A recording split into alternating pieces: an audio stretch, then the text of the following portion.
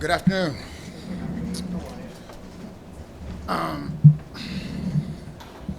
Last couple of days have been pretty difficult as far as cut down day is concerned.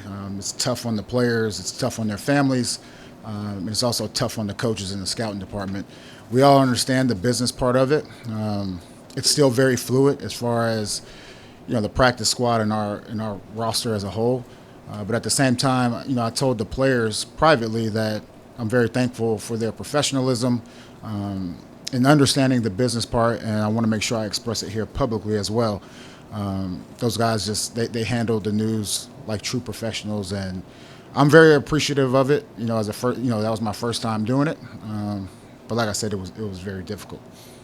Looking forward to putting the rest of the roster together, the practice squad, and then really just looking forward to getting the team ready to go against Cincinnati. This week for us, it's really about just getting the Patriots better, and then next week it'll be about preparing for a game.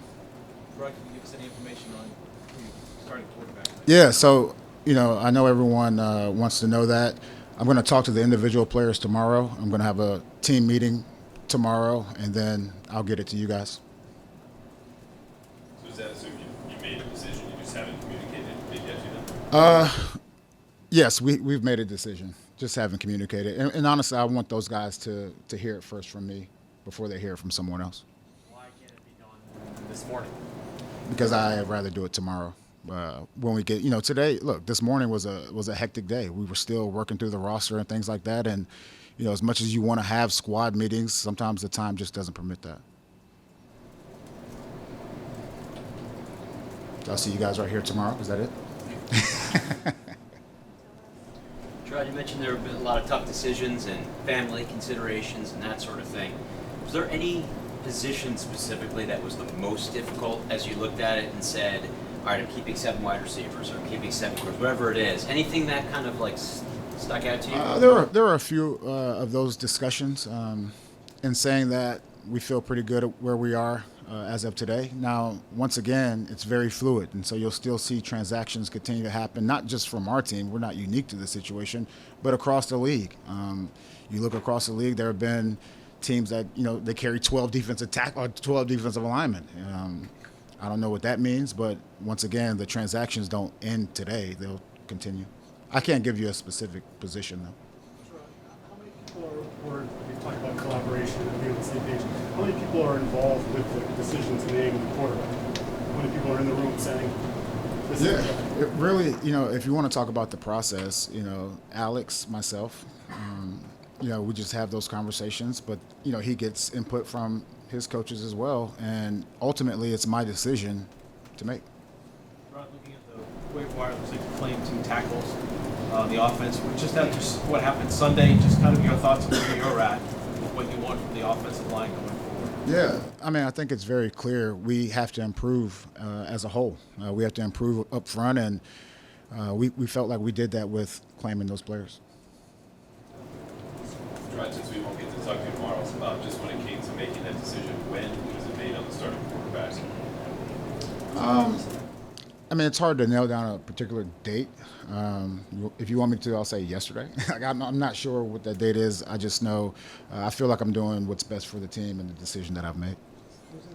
Was it a long process of conversation between you and Alex? You mentioned that you guys were kind of at lockstep. Yeah. A couple weeks ago, did it remain that way?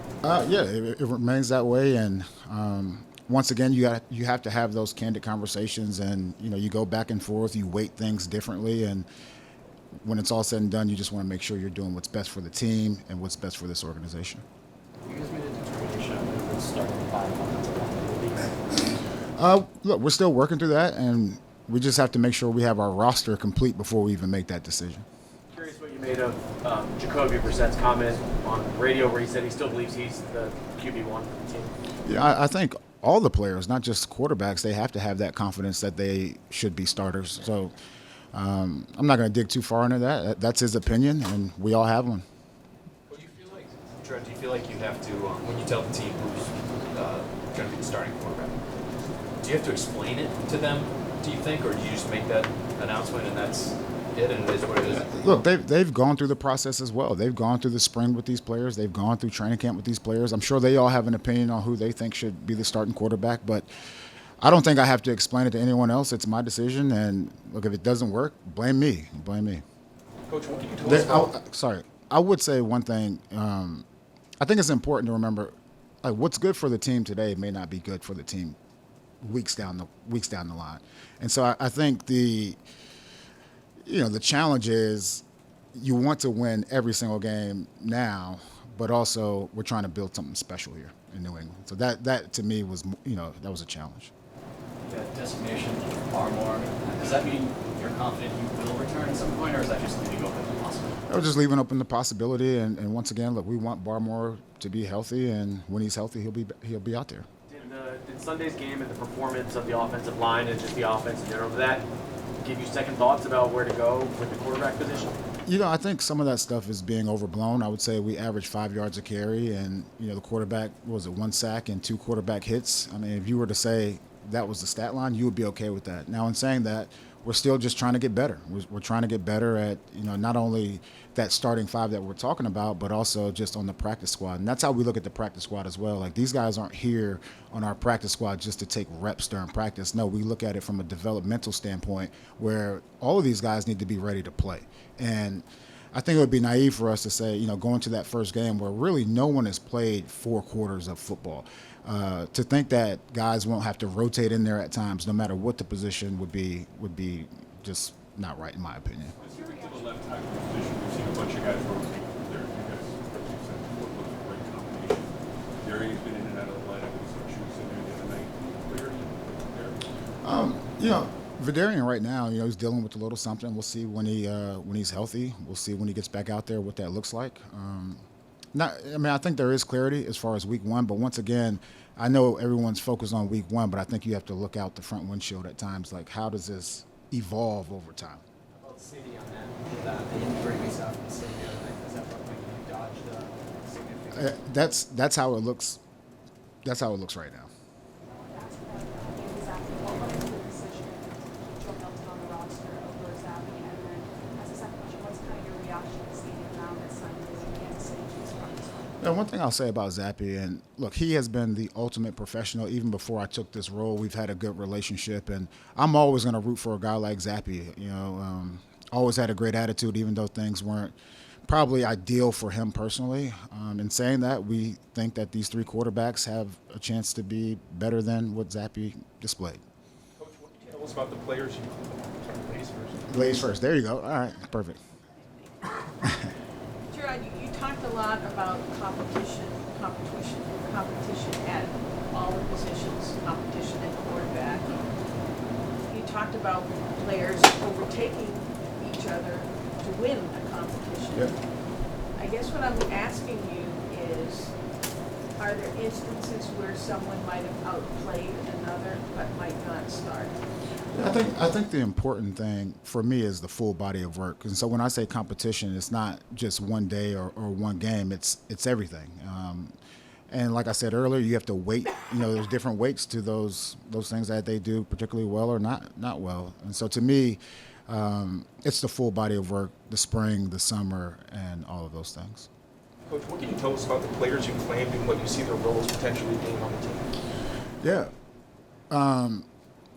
We'll see. You watch some of the film, you watch all of these guys, and we were in a very unique situation being third on the waiver wire, and we felt like we improved our team offensively, defensively, and special teams. When you talk about, you get a linebacker that can fly down the field like that, or you get some offensive linemen that could possibly develop into good players. I mean, we have to take swings at these players, and hopefully when they get here, they'll fall in line and contribute to our team this year and in the future.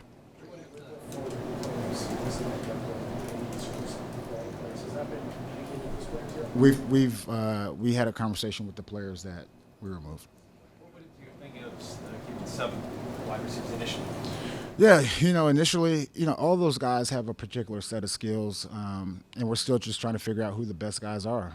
And once again, I would say this is the initial cut down. It won't probably look like this in the next few days. It'll be different, and so the roster is still fluid. There'll be hundreds of transactions here over the next couple of days, and there may be another player that we're like, wow, we should take a swing at this guy. What do you like about Joey Sly? What he's done? Yeah, I thought, those guys competed. Chad competed, Sly competed. I would say, Sly, I think it was clear, at least to me, that Sly he had a better camp. And it's very easy. It's very easy with kickers. It's a lot easier with kickers than it is offensive linemen. It's like, all right, 95%, 88%. So it was very easy in that regards. Jerod, this might be an easy question, I suppose, but 4 players you didn't claim, do you expect to have them either today or tomorrow in the facility? Yeah, that's the expectation. I'm not sure exactly the rules as far as when you can actually get them in meetings and on the field, but that's my expectation. Is anyone going out injured reserve list? The guys that we well today was a very difficult day because when you think about it, these guys were very close to making the roster, and we want them to be a part of our program and what we're trying to build for the future. And so there are different avenues, whether what you're talking about or practice squad, those are things that are still in discussion. Sure, going back to the quarterbacks, is Elliott involved in that conversation at all too, in terms of, I think it's this guy, does Elliott weigh in? Look, he definitely weighs in, but I would say once again, it's my decision to make, and a lot of people have opinions on how they think about things, and I've lost quite a bit of sleep trying to think about this stuff as well. But I would ultimately put it on me. 9 rookies and 9 second-year players. You and Elliot talked a lot about drafting. How important is it that sort of youth movement on this team? It's very important, to have players that, are young and you can see the upside and the high ceilings and things like that. Going back to what I said earlier, the balance is wanting to win now and also developing for the future. And, that's my job. That's the coach's jobs. And it's on us.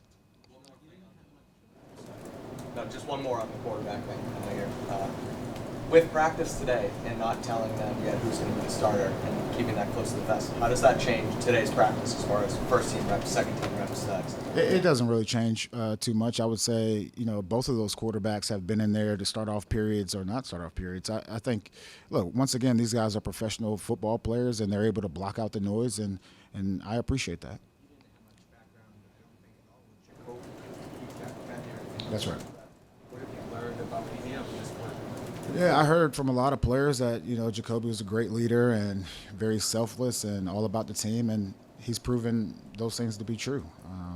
He does a good job for us in the meeting rooms. He does a good job helping out all the quarterbacks as far as from a scheme standpoint, so he's done a good job. What's it like seeing him? Like we talk about him being a leader and the south side. I feel like he's always the first one to run out into the field whenever a good play is made by one of the rookies, whether it's a quarterback or a wide receiver, anything like that. What's it like to see a guy doing that on the field? Right. To me, it's great, and you should be excited. And, we talk about the law of abundance versus the law of scarcity. We talk about that all the time, and to be happy for your teammates. And a lot goes into, any touchdown or any good play. There's a lot that goes into that. And I know one person probably gets the praise, but, it's a group effort. All right. Thanks, guys.